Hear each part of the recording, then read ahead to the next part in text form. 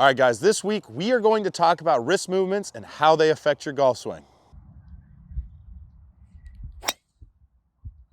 All right, guys, welcome to Lessons from the Road. We are at the beautiful Carrot Club just outside of Glasgow. So this week I'm going to talk to you about how wrist movements can affect your golf swing, what roles they play, and they can be major. So there are a lot of different moving parts when it comes to your golf swing. We can get in here and we can get this wrist hinge, okay? So when the wrist is hinging up, it's radial deviation. When it's moving in this direction, that would be ulnar deviation, okay? So that's one major wrist movement. We can also get flexion of the lead wrist, okay? Or extension of the lead wrist when it turns like that, okay? Now, if I'm flexing the wrist, that's gonna get the club face more towards closed. If I'm extending it, it's gonna get it more open, okay? Now, there are several grip matchups that can go together to control the club face and make the shaft work in different fashions, okay? So if I get in here and I start adding flexion, boom, and I start adding ulnar, boom, that's gonna have the influence of squaring the face and getting the shaft to fall more behind me. If I get in here and I start extending, okay, and going towards radial, that's gonna cause the club to get more narrow to me, be more vertical, and the face to get more open. The more flexion I have, the more the face is going to want to close, okay? So when I do that, I have to understand how that matches up to whatever grip type that I set up with. The stronger the grip I have, the less flexion I'm going to want to have, or my face is going to start getting too shut. The weaker the grip I have, the more flexion I'm going to need in order to get that club face to square, okay? So that is a major understanding of how to get the club face under control. Now, if we understand that if we go radial with extension, we are going to be in a position where the club face is going to want to open. We are going to want to match that up with a super, super strong grip, okay? That's going to allow us to get that release through impact and get back to square. If we have a really weak grip with that, it's going to be a very difficult process to put ourselves in a position where we can get into the strike and hit straight or draws when we're playing. If I'm a golfer who works more towards ulnar with flexion and I have a super strong grip, I have to make sure it doesn't get too flexed out. The second it really turns down with that matchup, the quicker I'm going to start ripping that ball left and hitting big hooks because the face is going to get really closed. So I'm going to want to feel that my grip is more towards neutral if I'm getting a lot of flex down.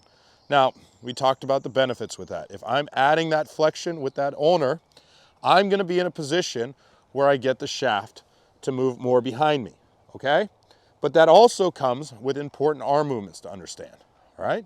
After we get what the wrist is doing, we're going to want to be in here, and we want everything to lay down more. We're going to want the forearm rotating, okay?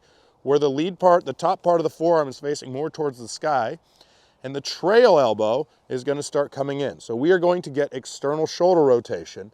And if we match that up with ulnar and flexion, you are going to be in a position where you get the club really falling behind you. And when it does, the answer to that is to get a lot of rotation out of your body, right?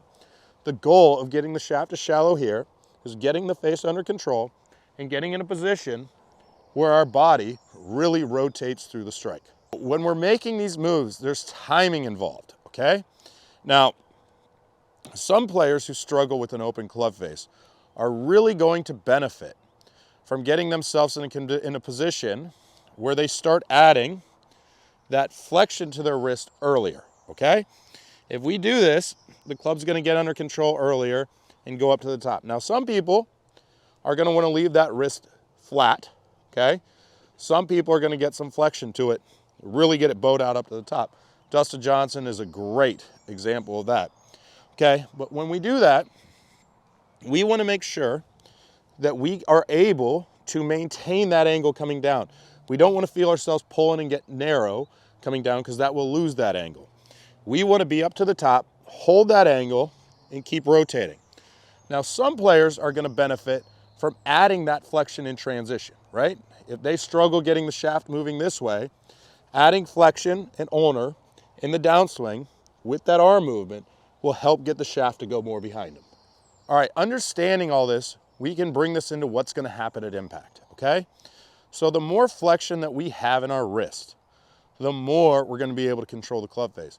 But it's also going to put us in a position where we can get our loft control better, okay? If we're trying to get our hands more ahead, we want to be in a position where the wrist is flexed out, face is under control, so we're not trying to flip or scoop or square something up to impact in order to hit a straight shot, okay? So if you want the lower ball flight, make sure you are at some point in time before you get near impact, getting that curl down in order to square the club face.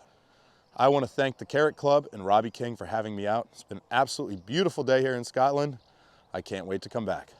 Hey guys, if you like this video, hit like and subscribe. I greatly appreciate it. I come out with new content every Sunday, Tuesday, Thursday, and Saturday. Thanks a lot, guys.